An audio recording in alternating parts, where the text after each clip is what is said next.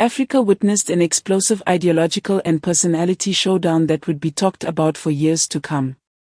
Center stage was taken by Patriotic Alliance President Gayton McKenzie and Economic Freedom Fighters Commander-in-Chief Julius Malema, whose dawn confrontation turned the National Assembly into a theater of political combat.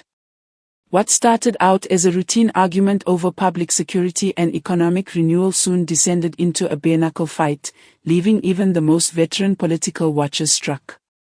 McKenzie, street-smart in his rhetoric and unflinchingly direct in his style, arrived with facts, indignation, and a determination to lay bare what he referred to as the theater of deception by Julius Malema and the EFF. In no uncertain terms, McKenzie took the podium and within minutes cranked up the heat in the chamber. "You talk of economic freedom," McKenzie started, "but your life is a monument to elite hypocrisy. You flaunted Gucci while Limpopo school children have no shoes. You speak revolution when eating in Santan. Who are you deceiving?" Gas filled the room as McKenzie came at Malema's public persona, accusing him of hijacking the suffering of the poor for self-enrichment. "You cry colonialism, yet you act like a colonizer, ruling over the EFF like a king while posing as a servant of the people," he went on.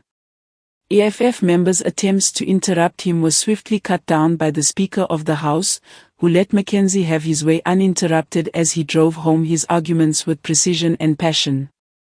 In character, Julius Malema tried to counter with his usual defiance, calling McKenzie a sellout and accusing him of bootlicking white monopoly capital. McKenzie was not intimidated, though. "You don't intimidate me, Julius," he shot back. "I'm the EFF leader. You can't bully me. I've lived the life you think you know. I've been incarcerated. I've started businesses. I've fed people. What have you done other than yell in red overalls and shattering what little hope our young people possess?"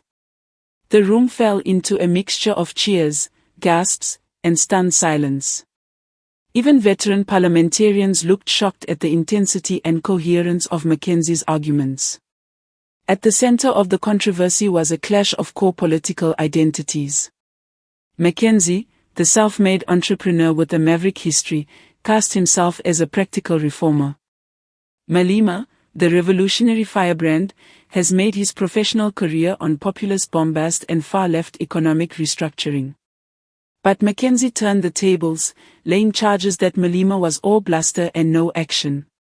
He referenced failed EFF-run municipalities, the party's questionable funding, and its inability to implement meaningful development programs. "People don't eat slogans. They don't sleep under red berets.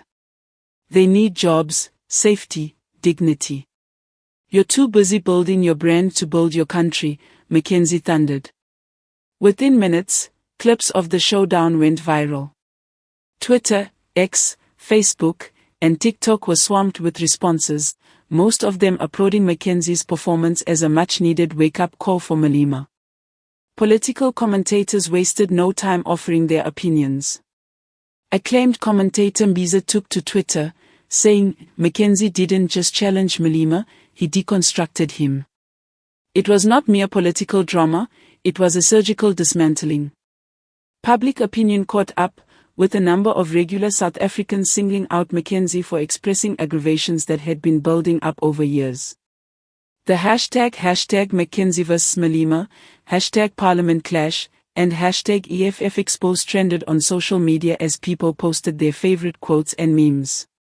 Certain of McKenzie's supporters also pointed out that he introduced a type of raw authenticity that has been absent in South African politics for a long time, a raw street-level comprehension of poverty, crime, and survival.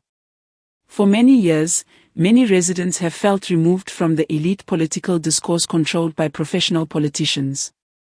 McKenzie's rough history and ascension from former convict to political figure provided credibility in the eyes of individuals who are made to feel marginalized by the system.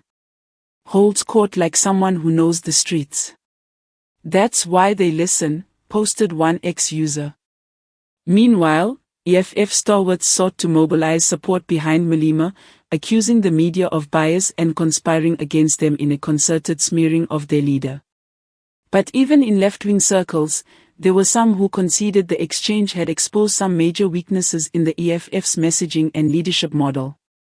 Political commentator Thandi Dembethe argued, for the first time in a while, Malema seemed shaken, not because he was yelled at, but because someone stood up to him and replied to his bluster with unvarnished grassroots reality.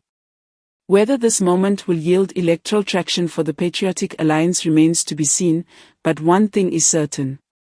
The historic stranglehold Malema and the EFF have enjoyed over radical rhetoric in South Africa is being challenged openly and aggressively. Gayton McKenzie does not yet have the numbers in Parliament. But today he had the ear of a nation in a political sphere that so often finds itself controlled by vacuous sound bites. His verbal attack on Malema was finely detailed, precisely calculated, and brutally personal. This morning's sitting wasn't merely a fiery exchange. It was a declaration, a warning shot, and for Julius Malema, possibly the first genuine political reckoning he has experienced in the parliamentary chamber. And beyond a momentary trend, it was a possible turning point in the tenor of South African political discussion. Voters are no longer tolerant of rhetoric and symbolism. They demand outcomes. And if McKenzie's incendiary demolition job was any indication, a new age of political accountability may have just dawned on the horizon.